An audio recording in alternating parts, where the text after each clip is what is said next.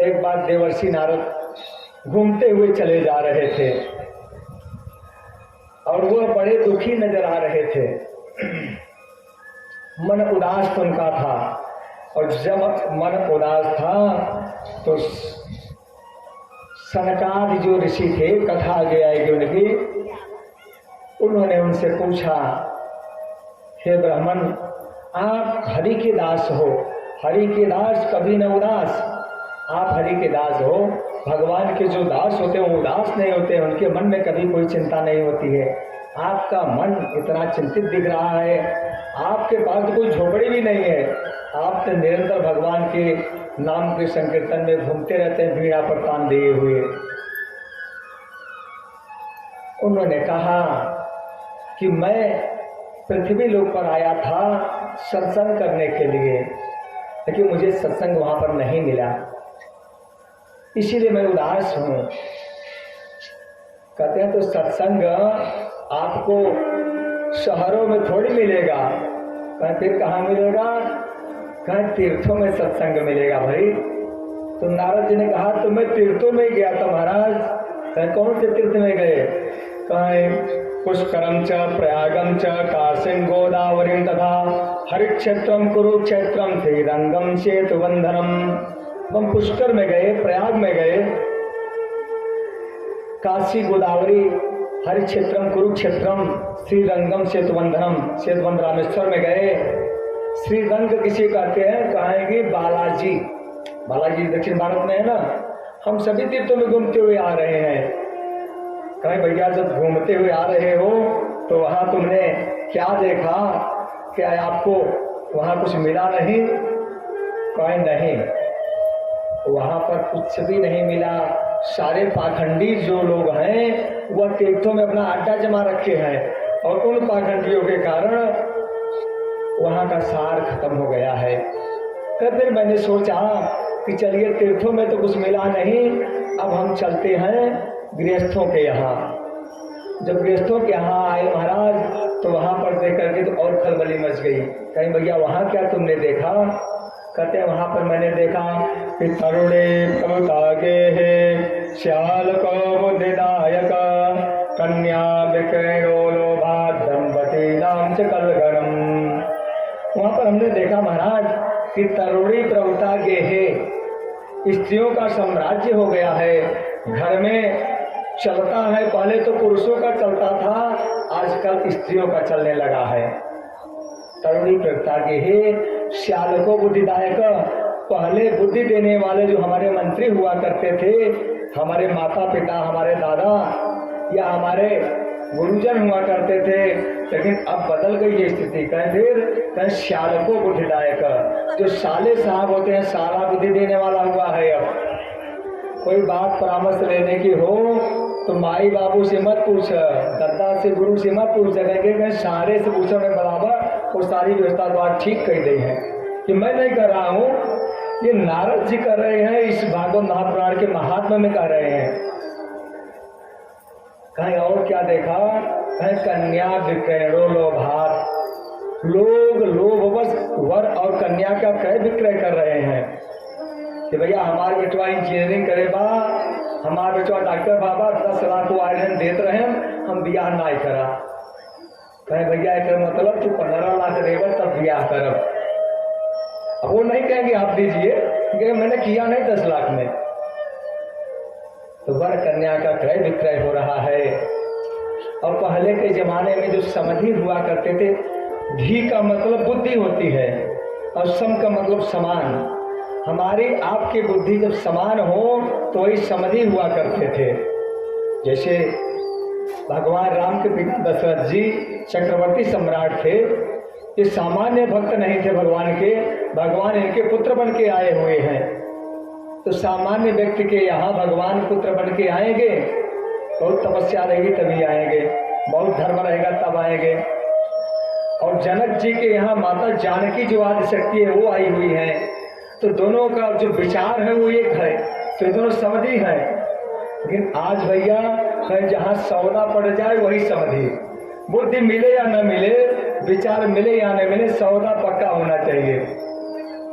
तो इसलिए क्या हो रहा है कि दंपति नाम से कलकनम, हमने वो द्रव्य के आधार पर, हमने रुपए के आधार पर जो यह विवाह किया है, तो यह दाम्पत्य जीवन में महासंग्राम मचाकर ही रखेगा एकदम निश्चित रूप पर। जो बहू 10 लाख लेकर आएगी, घर में एसी पंखा कूलर सब लगा के आएगी, आपके यहाँ रोटी बनाएगी, है माँ बाबू ऐसे तो खरीद ले बाए, कुछ छो न करो। तो भैया यह बिना के दहेज की जो प्रथा है वह उसका उन्मूलन होना चाहिए, और हमें हमारे अनुरूप जो मिल जाए बिना दहेज की, और हमारे अनुरूप हमारा जो समधी हो, हमारी जो कन्या मेरे घर आने वाली है, उस अनुरूप विवाह करना चाहिए, तब तो सुख है। अन्यथा दंपति नाम से कलकनम, सारा गाड़ी बंगला रखे रहा और पत्नी में विवाद मचावा, कोनो काम को बंगला गाड़ी नहीं गा। संजा की थका हारा आवा और गिलास पानी से बहुत मूड खराब कर देना, कहीं से शांति बनाए रहा, हमारा उसे कपाल किया था मेरे से अपन जा लई ले। तब बताऊँ भैया रामीना के विचार देख करके विवाह होना चाहिए। तो नारद जी ने कहा कि ऋषियों, जब हमने यह देखा तब बड़े हम व्यग्र हुए, अब कहाँ जाएं।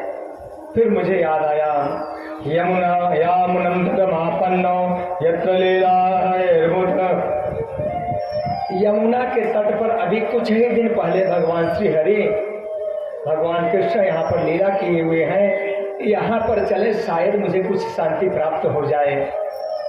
कह महाराज, जब हम वहाँ पर गए और वहाँ जाने के बाद तो मेरे आश्चर्य का ठिकाना न रहा। कहीं यहाँ तक तो सब आश्चर्य देखते चले आ रहे हैं, कहीं वहाँ पर क्या देखे भैया कि उससे भी आश्चर्य हो गया। कहा कि तत्ताश्चर्यम मया दृष्टम श्रूयतान्तं मुनीश्वरा, एका तो तरुणी तत्र निकंगड़ा खिन्न मानसा।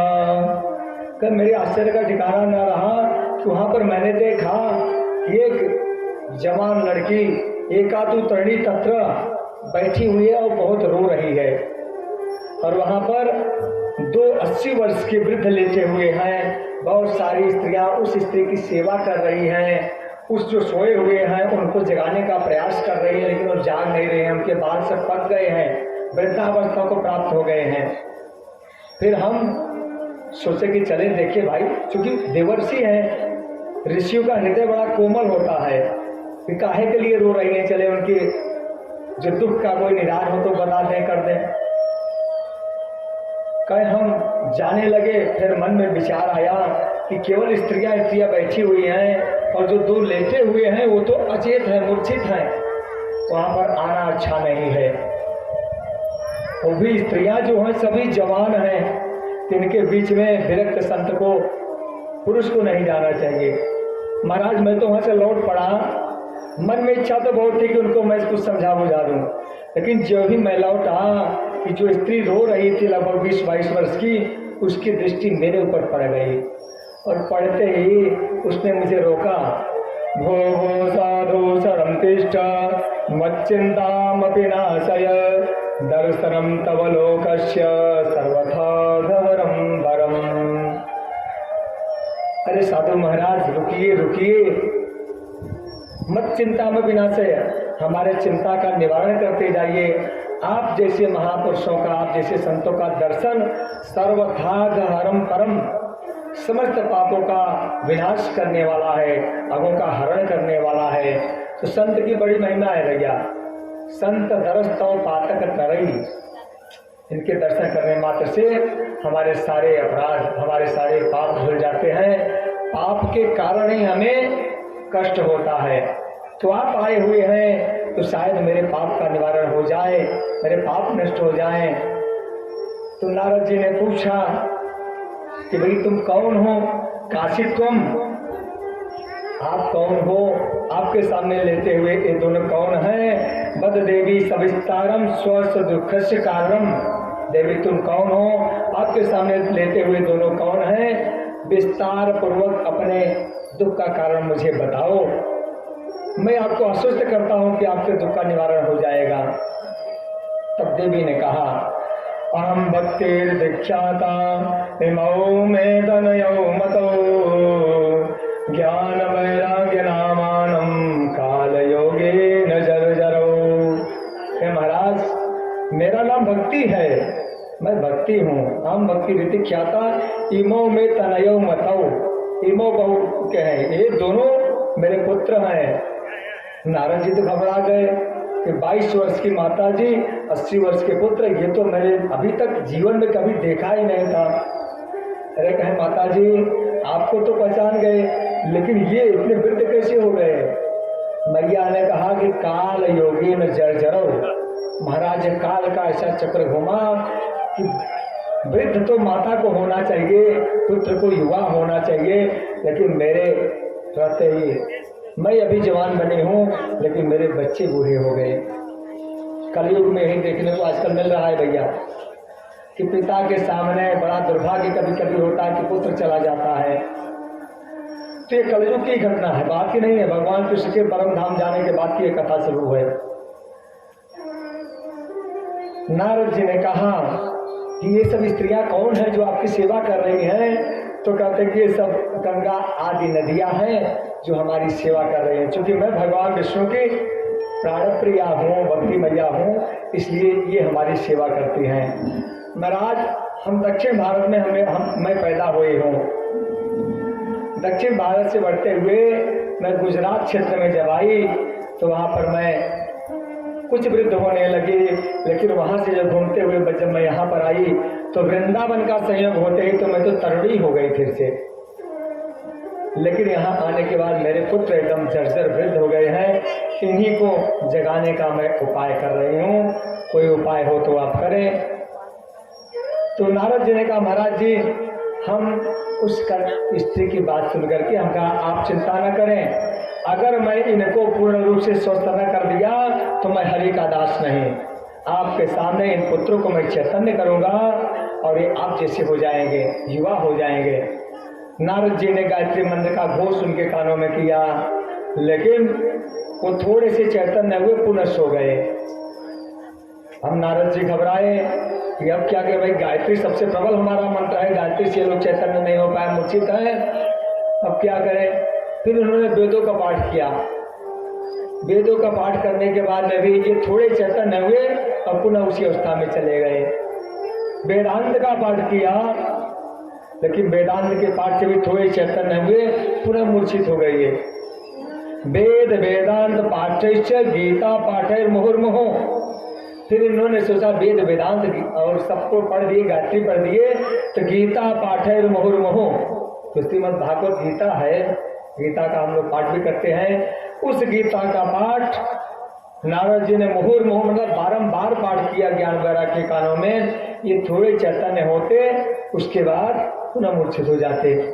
अब नारद जी घबराए कि मेरे पास जितनी औषधि थी वो सब मैंने चटा दिया, ये लोग होश में आए नहीं, और मैंने प्रतिज्ञा कर दिया माँ के सामने कि इनको अगर मैं ठीक नहीं कर देता हूँ मैं हरि का दास नहीं हूँ।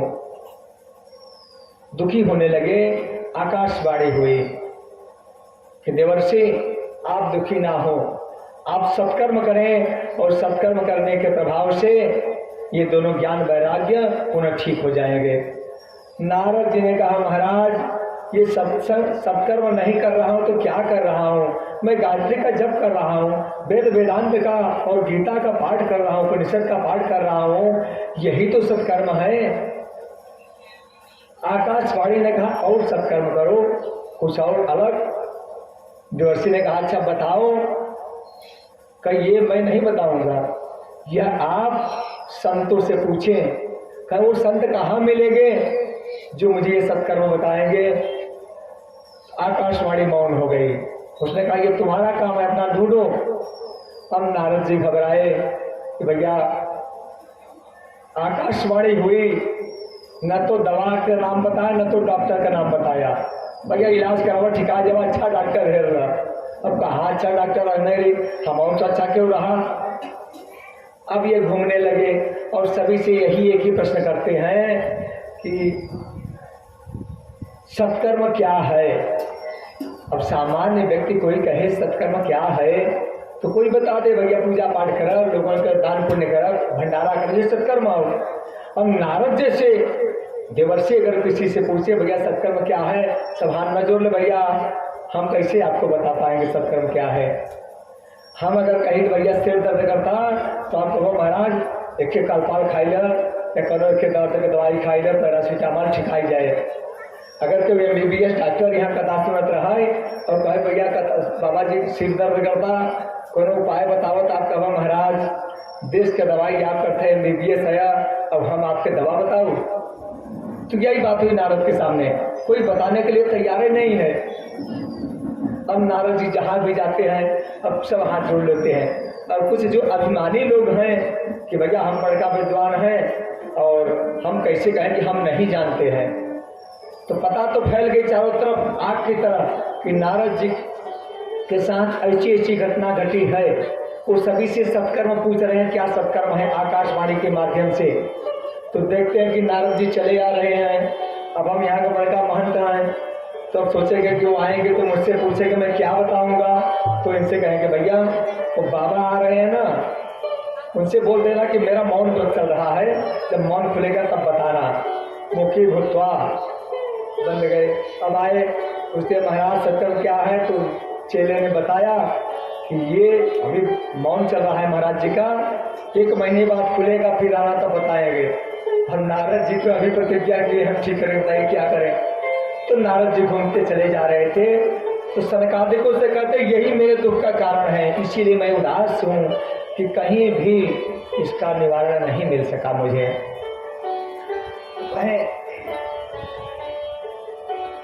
उन लोगों ने कहा सनकादि ऋषियों ने कि नारद जी इतनी छोटी सी बात और आप घबराए हुए हैं। अरे कहीं छोटी सी बात, कहीं हाँ छोटी बात तो ही है। आपने उन लोगों को श्रीमद् भागवत महापुराण की कथा सुनाई।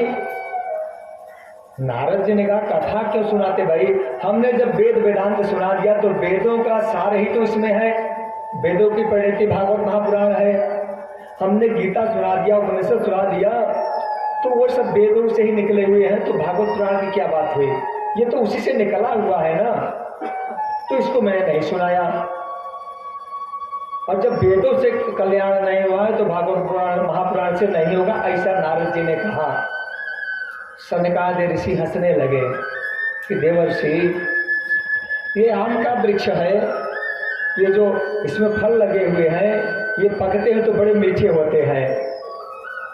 अब आप कहें कि आम का फल इतना मीठा है, इसके पत्ते में इसके जड़ में कितना मिठास रहेगा। आप फल को फेंक करके अगर पत्तों को चबाना शुरू करें, जड़ को चबाना शुरू करें, टेस्ट आएगा? कहीं महाराज नहीं आएगा। कहीं मिठाई बनती है तो चीनी से बनती है। अब आप कहो कि रसगुल्ला इतना अच्छा आता है, तो रसगुल्ला में चीनी पड़ती है, चीनी कैसे कहीं ऊख से बनती है, तो ऊख का रस और रसगुल्ले का रस से बढ़िया होगा, तो संभव नहीं है। ऐसे ही अगर आप कहें कि पूड़ी जो बनती है ये देसी घी से बनती है, दीपक घी से जलता है, तो दूध घी का बाप कौन है? कहीं घी का बाप दूध है। भाई दूध को हम मक्खन गर्म करते हैं, गर्म करने के बाद फिर दही बना करके मथते हैं तो मक्खन निकलता है तो घी बनता है।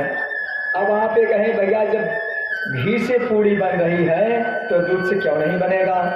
घी से दीपक जल रहा है तो दूध से क्यों नहीं जले? दूध तो उसका भी बाप है, तो क्या संभव है नारद जी? नारद जी हाथ जोड़े, महाराज जी तो संभव नहीं है। कहें तो यह जो वेद है यह कल्प वृक्ष है, वेद वृक्ष है, और यह जो भागवत रूपी यह फल है उसका पका पकाया फल है। ये अभी तो महात्मा चल रहा है। भागवत महापुराण के प्रथम स्कंद का 3रा श्लोक है, भागवत महापुराण की महिमा गाई गई है। निगम कल्पतरोर्गलितं फलं सुखमुखादमृत द्रव संयुतं पिबत भागवतं रसमालयं मुहुर्हो रसिका भवे भावुका। निगम करते हैं वेदों को, वेद रूपी वृक्ष का पका पकाया फल श्रीमद् भागवत महापुराण है।